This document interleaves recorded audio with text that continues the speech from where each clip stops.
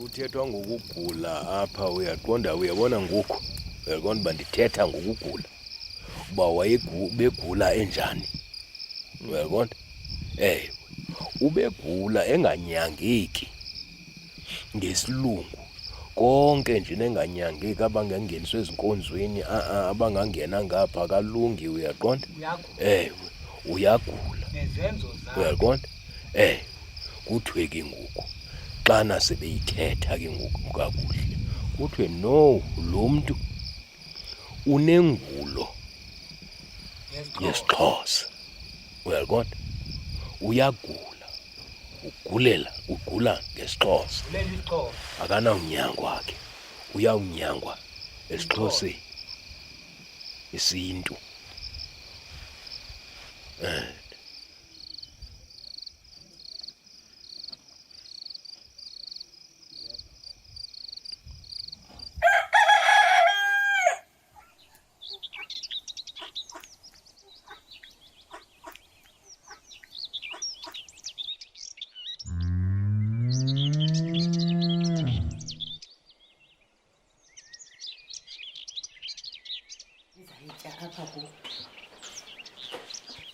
ekhaya ngoba ndim umafungwashe, so as umafungwashe ekhaya xa kusenza umsebenzi kufuneka nibe ndim oqala obetha imbokodo. Umafungwashe intombazana yokuqala, so yiyo ke le mfumanisa ukuthi izinto ezininzi zibetha kuye before zobetha kwabanye basemva kwakhe. Hayi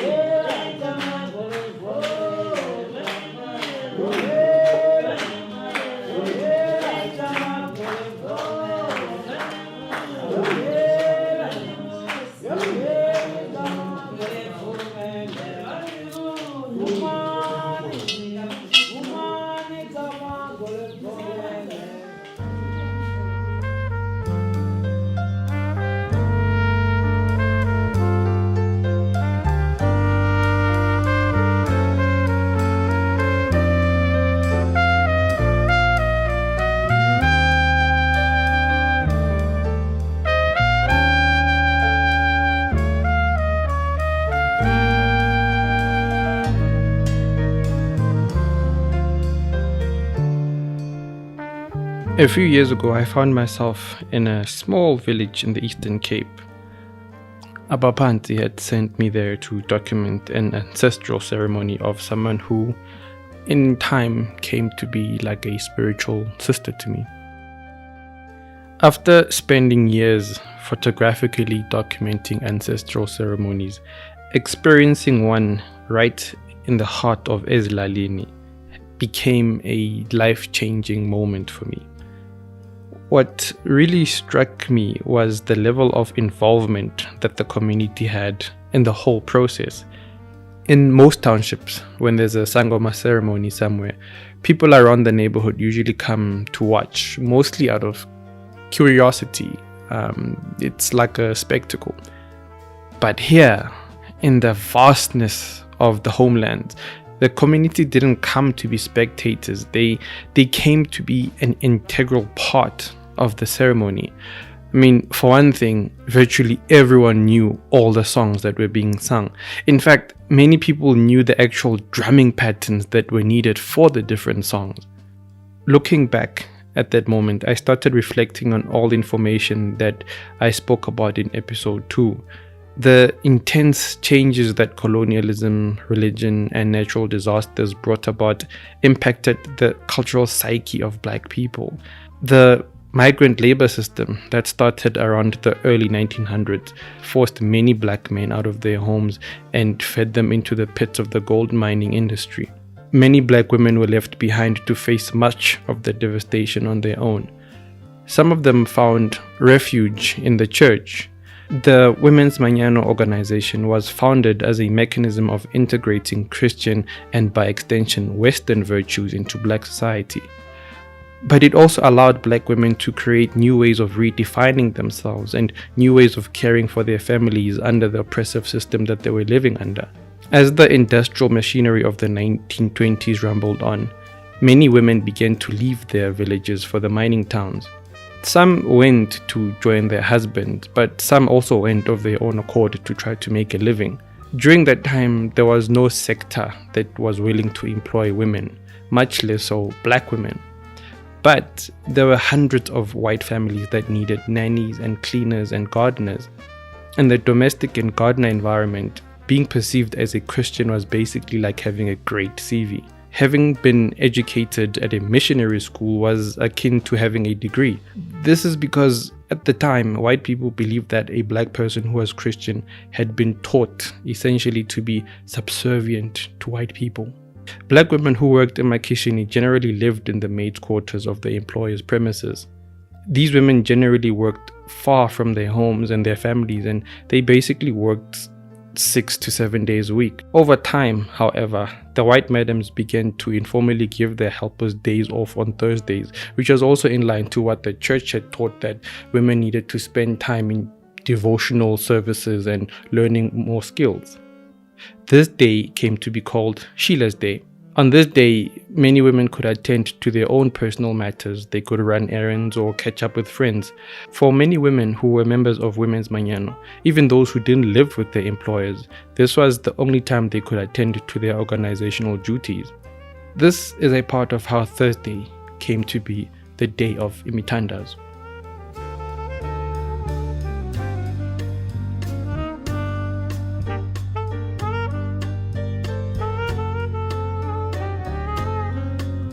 Reflecting on the time that I spent in the village, I started thinking about the transition that black women in particular went through. The transition from emakhaya to the newly developing urban areas and townships. But not just the geographic transition, but the temporal transition, like the transition through time, because they were not only leaving one place for another, they were also moving from one era into another. I also wanted to understand the generational transition, the one from our great-grandmothers, our grandmothers, our mothers, and right up until our sisters, our partners, and our friends today. I wanted to know what was the impact of the spiritual displacement that happened during this time. What did they leave behind? How did this move change women's relationship with religion, spirituality, each other, and their relationship with themselves? To get some insights on this perspective, I went to have a chat with the person whose ceremony it was that I was attending, Vangile Gancho.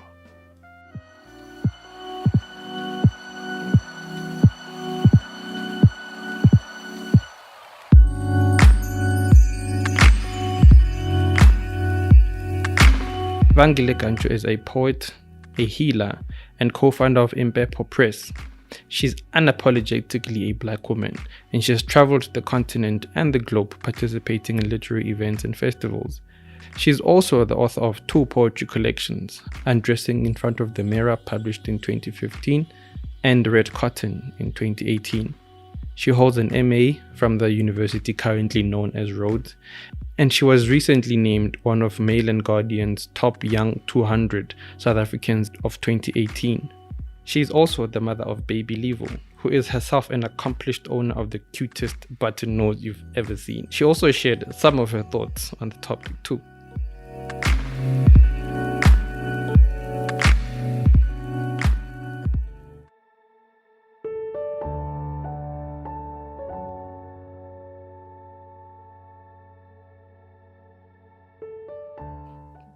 Women's Manyano, from my understanding, it functions on women's ability to come together. Manyano means unity, and women have been coming together. And I think, from my view, standing from the outside looking in, it's that the church was giving them that. Is that part of the thing that they yearned for when they arrived in urban areas? The connecting to other women? I mean, I would imagine so, because first of all, because we're a communal people by nature. But then, second of all, if you're displaced and you come to this place, you think about how our mothers came to these places. It was always uzukhangele usbanbani. Usbanbani will take care of you. And then Usbanbani had gotten there first. And so Usbanbani had already created a network of people.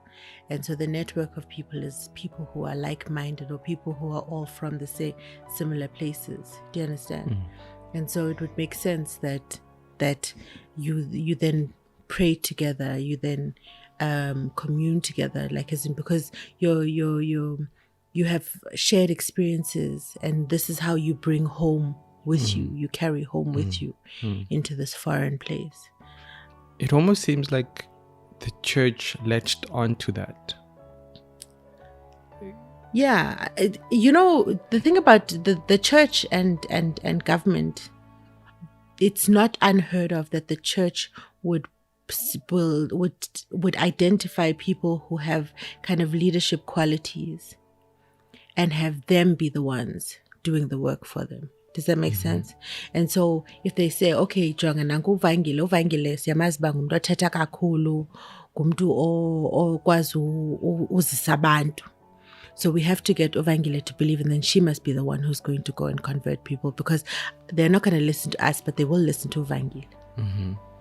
And that happened a lot. There are many examples of that where all you have to do is recruit one person, and then that person will do the recruiting for you. So I think the church definitely latched on to the idea of community, and that thing of, if I don't know anyone and I only know you, then I'm going to trust you and I'm going to feel safe with you.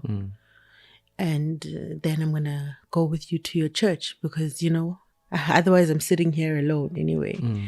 And then when I get to your church, I'm going to feel at home. And so I'm going to come, and I'll come alone next time. And then after that, I'll actually bring someone else who I've met and say, listen, I actually just started going to this church.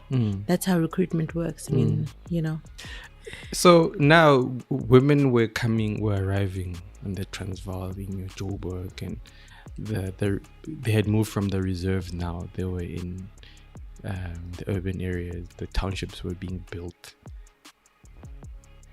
How was their identity evolving? Because now they weren't in that whole thing of, the traditional work that they used to do, the traditional work that they could identify with. We are women, this is what we do. They couldn't do that here. There are no farms, there are no, homesteads. It's these little box houses, if you were lucky. How are women now learning to define, how are they finding themselves again? All stories I've heard have kind of spoken to how women have replicated that. I mean, so we think of it as traditional work, but it's actually just regular work, right? So you go from how do you take care of your homestead, to how do you then provide for your homestead as a person who knows how to take care of a homestead. You go and you take care of someone else's homestead and get money for it. And if you can't go and usebenze my kitchen, okanye usebenze le madam, you're going to find something that you can sell. If you can sew, you will sew and you will sell that. If you can buy things, you will buy things and you will sell that. And so, just across the board, Black women know how to clean and Black women know how to sell. And they have done that as a way of keeping their families fed. I'm trying to figure out how much of their traditional identity is still around. How are women different now than they were back then in terms of, because women, from my understanding in the talk that I had with my mother, women identified themselves as mothers. That was like your identity. And then when the church came, then you were a mother, and then you were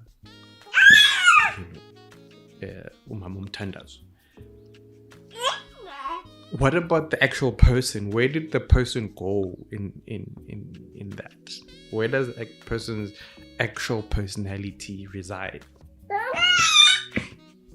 Because it's easier now to, with this generation, because women are sort of coming into their own and they're less identified with their physiology and say, I'm a woman and that's my primary identity, or because I'm a woman, my job will be a mother and that's what I identify with.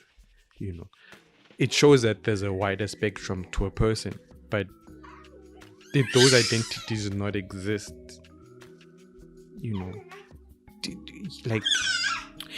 I think there is merit in Maslow's hierarchy of needs. Because self-actualization is something that you need to have time for. And in order to have time for it, you need to have money or some kind of resources so that your primary needs are met. And so I imagine that if you are leading the kind of life where you don't have to worry about where the food is going to be coming from, where the safety of your children is going to, like whether your children are going to be safe, then you can think about things like, who am I as a person? What am I interested in? But the reality is, migration was not a choice. It was a need. And it was a response to the political and socioeconomic climate. And it resulted in Black women having to make it work all the time. So you're balancing having to provide for your family and also having to take care of your family. You have to raise your children. You have to, and so like I have conversations with my mother all the time where she's like, Nina, like, yes, Nina, because like when I was pregnant, she would say to me, hey, akumnanduba pregnant in these days because you can think about, oh, my baby is moving and I think my baby has a personality and all those. I never had time to think about things like that.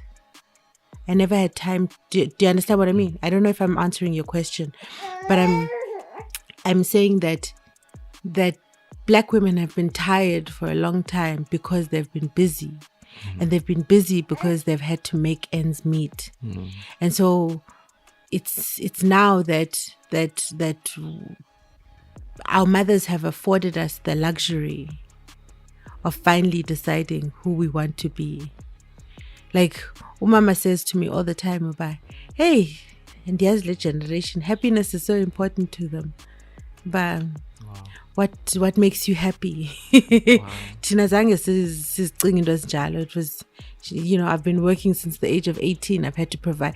If I go to school, I'm going to school so that my siblings can also go to school. And I know that I have to take care of my siblings. I have to take care of my children. I was too busy to think about being happy or what makes me happy. You know what I mean? And I'm assuming that her mother was even in a worse off situation than she was, because the whole thing about working was also funny enough.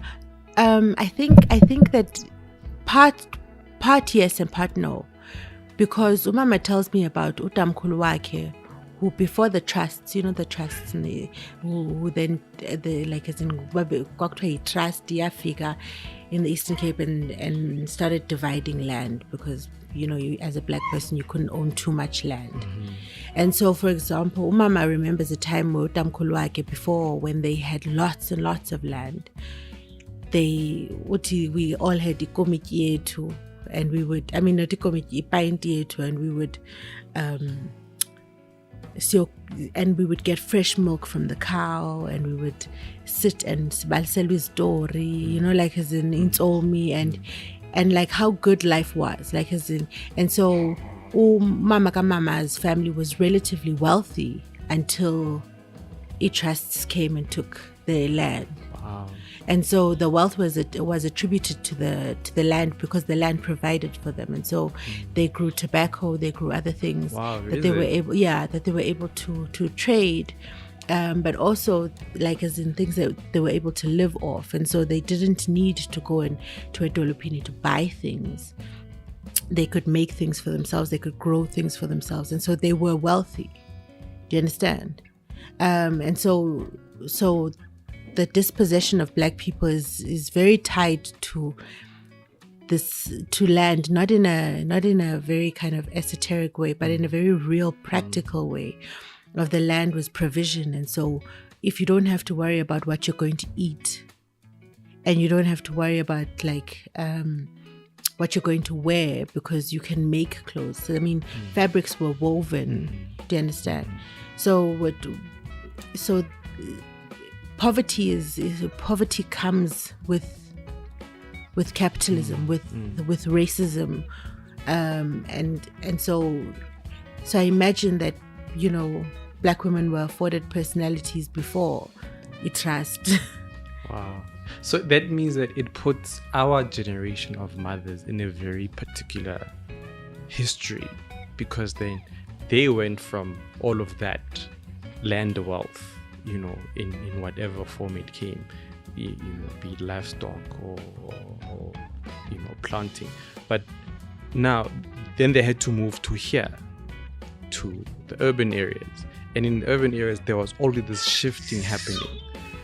So I feel like they had to bear a lot in the direction that our lives ended up taking.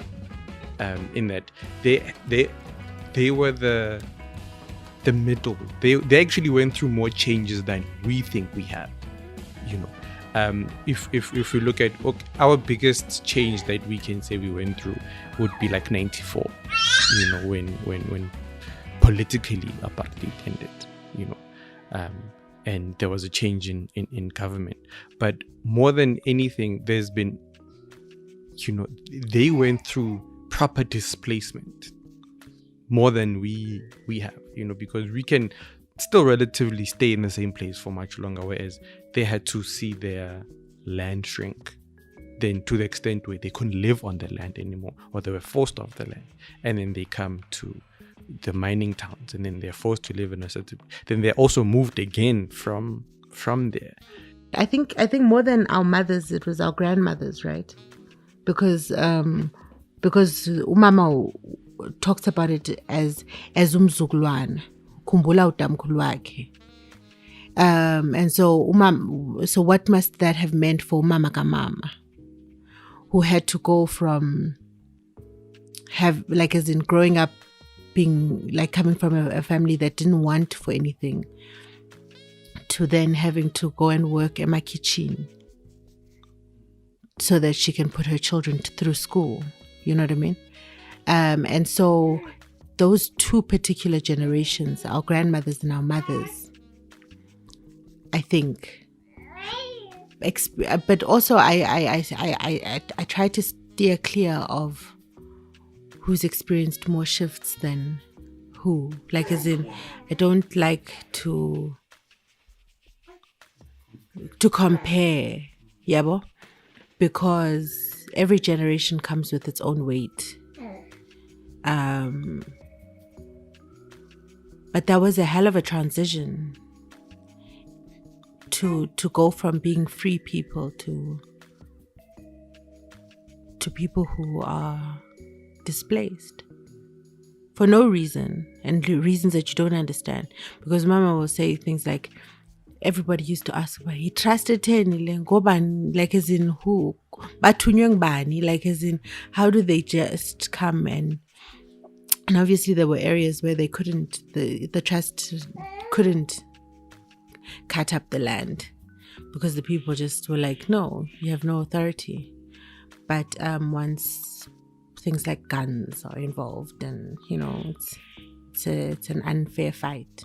Because also everything operates on multiple levels, and so, for example, Mama did a fantastic job in buffering the physical hardships as much as they could of what was happening, like as in buffering, like protecting us as much as they could. But also there was there was a psychological imprint that they weren't aware of because they had to stay low and keep firing. We talk about men who fought against apartheid and who were fighting against the political system as if the women weren't keeping the houses afloat, the homes afloat too, as if they weren't making sure that, because these men had children, what happens to those children? But also, where do these men go home to? And so Mama would say to me always, because my dad was a freedom fighter, and Mama was like, besingazukwazi uzabalaza sobabili. Omnye wethu funeka ahlala jonga abantwana. Like sizawuthini abantwana bethu sizabathini if sizawuzabalaza sobabili. And it doesn't mean uba naye wayengazabalazi. Wayezabalaza in a different way. And so that role also gets diminished so much. But what does it mean for a woman to take a newborn baby and hide papers in between herself and her newborn baby, and then walk around trying to transport these papers, or have to go and find your husband where you don't know where he was? He was last seen here. He could be arrested. He could be killed. He could be... Do you understand? So not only are you taking care of your children, but you're also taking care of your husband in that way, in that sense. And I say this because, like, as in to highlight the many layers, and what does it then mean for children who grow up without fathers, but also children who grow up with nervous mothers, or angry nervous mothers in your understanding. Nervous mothers who are aware that their doors can be broken down at any minute. And these people aren't gonna knock, hello, sorry, we're looking for so-and-so. They barge in, they tear everything down, and then they leave. And you have to, deal with your scared children, but also you have to salvage what you can, build your house up again, and know that at any minute they could come back again. Sure. One of the things that healers in my generation, not even just healers, people who sort of consider themselves people who practice African spirituality, they would always say that their biggest challenge in engaging with this form of belief is that my mother is Christian. She doesn't like this, or she doesn't believe in this. In a way similar to my story. And now the more I think about it, it's like being a healer is also a very demanding job. And because there's this whole story of my grandmother ran away to the church, or my mother ran away to the church. And now when I listen to you, I'm like, what choice did they have? What could they do with because people now are in a panic about, they're told about they have to go by the Twasa, they don't have money, they don't have, you know what I mean? There's lots of things that they don't have. But back then they also didn't have those in a even more severe case of it, because it's basic things like transportation. We take it for granted that we can pretty much get to most places now, whereas back then you had to not a lot of people had cars and transportation, and it would have been so much more demanding. For what? For Uktwaza?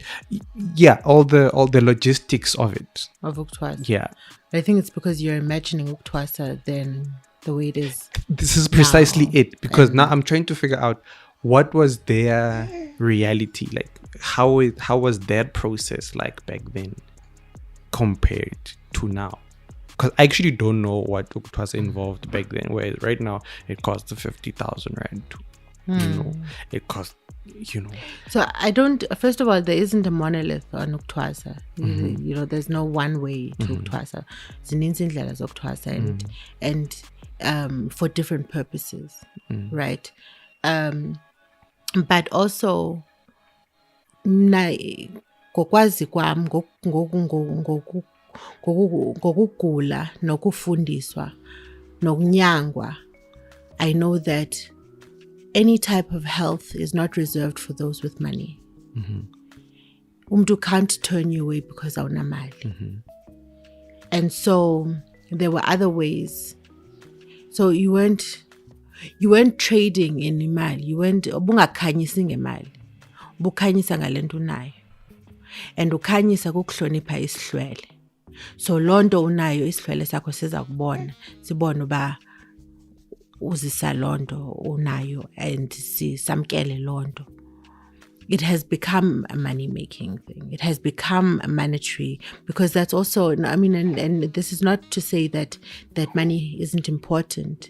Money is important because healers also need to be able to pay for their livelihoods, and so the currency has changed.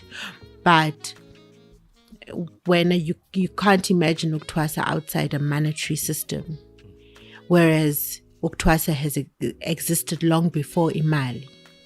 And uktwasa also, in existing long before imali, also took longer than uyohlala 3 months pha okanye 6 months pha.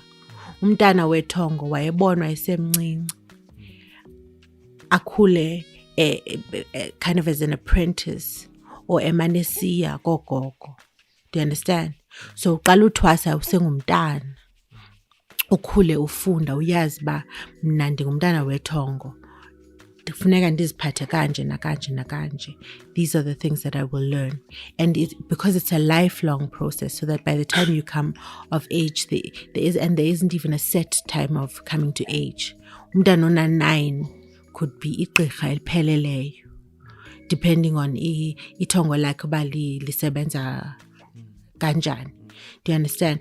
And so I think that we need to be careful when we think about it, about uktwasa, not to think of it just as how it's taking place now, where pretty much kind of like churches, it has to be housed somewhere, or an offering, a monetary offering must then be made,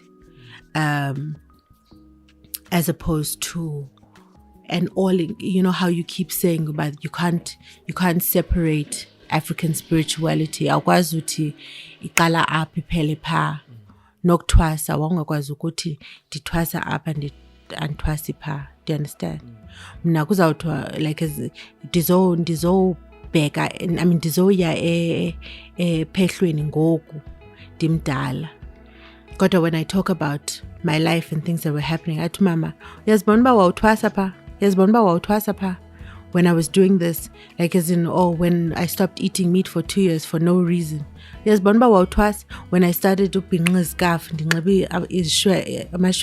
ishweshwe and ditwale for no reason. When I couldn't leave the house without something around my head. Do you understand? Where your ancestors will find the way to teach you the things you need to learn, with or without money. So then, is it a accurate assumption then to say, in the migration, that is the key information that was lost along in that, when people then arrived in the urban areas, the people who had this knowledge were left back, emakhaya. Absolutely, but also it starts before that, because when missionaries come and they teach your children, okay, so for whatever pragmatic reasons, you give them your children so that they can educate your children, and then they teach your children, and then your child comes home and says, "No, mommy, it's not bird, it's bed," you know, or "Mama, why don't you speak English?" You know. You know, you can't be all that clever. So teacher is more clever than mama, because teacher can speak English and mama can't speak English. But then the idea where children would learn from their grandparents and from their parents is then broken, because of language, because intelligence is associated with language, and children can no longer trust the information they are getting from people who don't speak English. And so that has broken a communication, yabo, already. And then you leave the people who have this knowledge behind, and you create further displacement by adding geography to it. Does that make sense? And so I think yes, migration played a huge role, but it started long before that.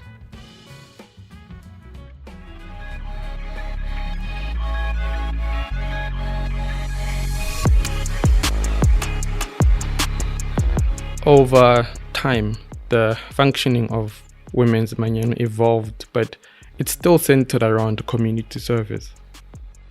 I believe that one of the main reasons why this organization has survived for over 100 years is because Black women had found a common ground between capitalism, cultural patriarchy, and religion.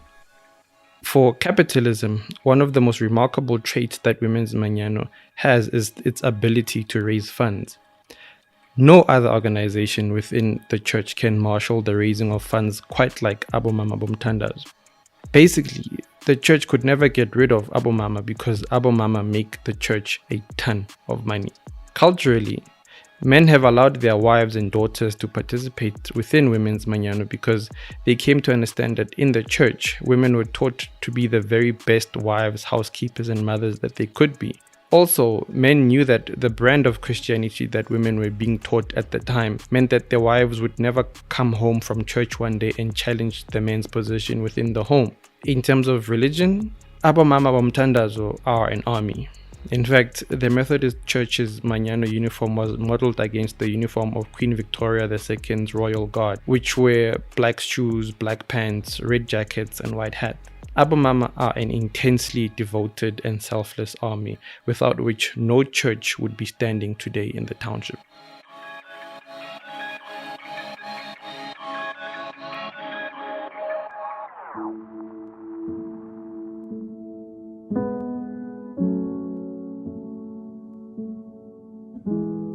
When I was still doing research on ABOMAMA BOMTHANDAZO, I spent some time with my mother as she went about her Women's Manyano duties. One day, I went with her to a memorial service of one of the elderly ladies from her church. It was on a Thursday, naturally. I sat at the back of the church, and in front of me was a sea of multicolored Manyano uniform from every denomination in the area. It was here that something happened that changed my whole view and understanding of ABOMAMA BOMTHANDAZO. As is the nature of memorial services, some of ABOMAMA got up and shared kind words and fond memories of the lady who had passed, and then they would sing intermittently in between. The church was hot and the windows were slim, which didn't help much. As the singing intensified, I saw an elderly lady slump violently to one side, landing on the woman who was sitting next to her. The singing didn't stop though.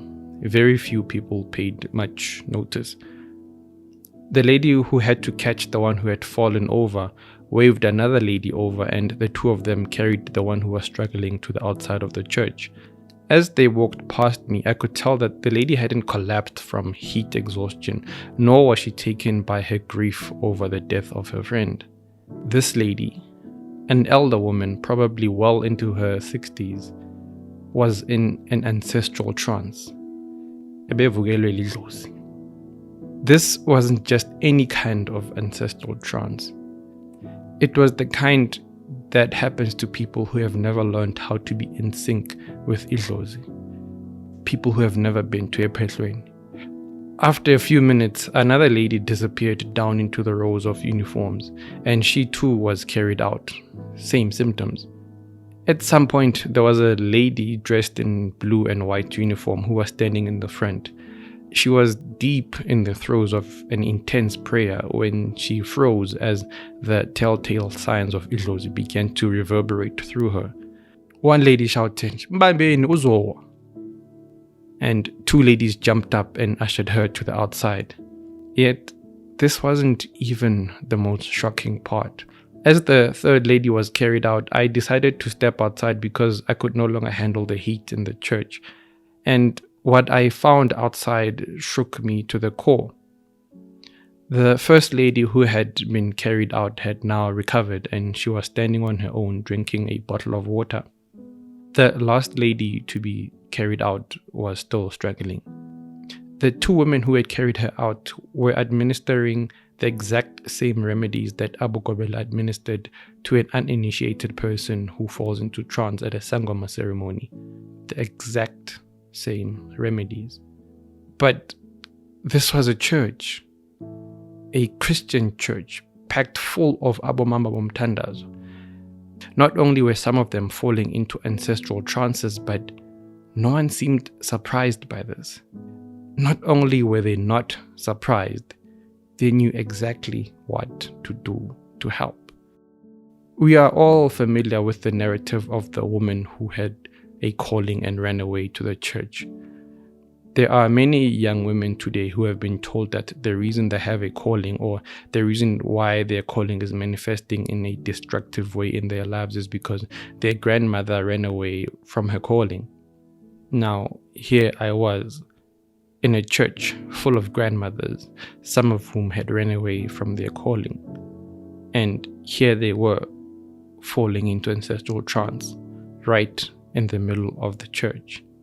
And in that very church, they were being helped using ancestral remedies. It was in that moment that I realized that these women hadn't run away from their calling. There's nowhere really for a black woman to run to in this country. I started to look back at all the research that I had done and all that I had learned, and a heavy question entered my mind. What were they supposed to do?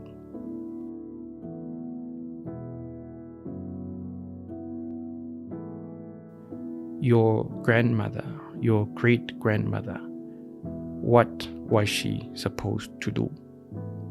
It was the 1920s, the 1930s, the 1940s. The trauma of oppression was not a distant past.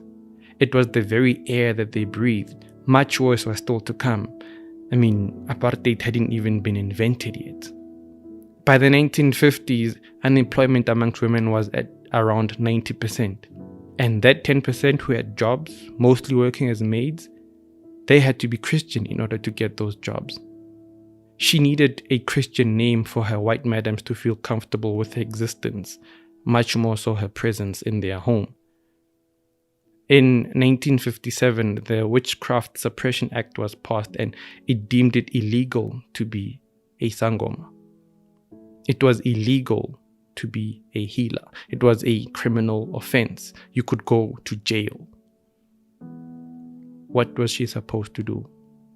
What more could she carry when she was already carrying her entire people on her breath? Your grandmother didn't run away from her calling. As uGogo Mlondolozi once said, your calling never stops calling. Church doesn't cure idlozi. It never did, and it never will. There are those who ask for some reprieve from the ancestors. Sometimes it worked, sometimes it didn't. The rest, they took their calling to the church because there they knew that they would find maybe someone who would help them carry the burden. Maybe they ran to the church for Jesus. Maybe there's something in the idea of a man willing to die for the sake of a woman. Can you imagine that? A man willing to die for the sake of a black woman. We can speculate religion all we want, but what is a solid and undeniable fact is that in the church, black women found each other. As I stood and watched as one mother after another succumbed to spirit, no one stood back in disgust. No one called out witch in scorn. Instead, they kept on singing. They carried each other in song. They carried each other in prayer. And when the load got too much, they carried each other by their bare hands and summoned the most ancient of their ancestors, because you don't pray someone out of an ancestral trance. Your grandmother took her calling to the church and turned everyone in the family against African beliefs because she hoped that in doing so, no child or grandchild of hers would have to carry such a burden.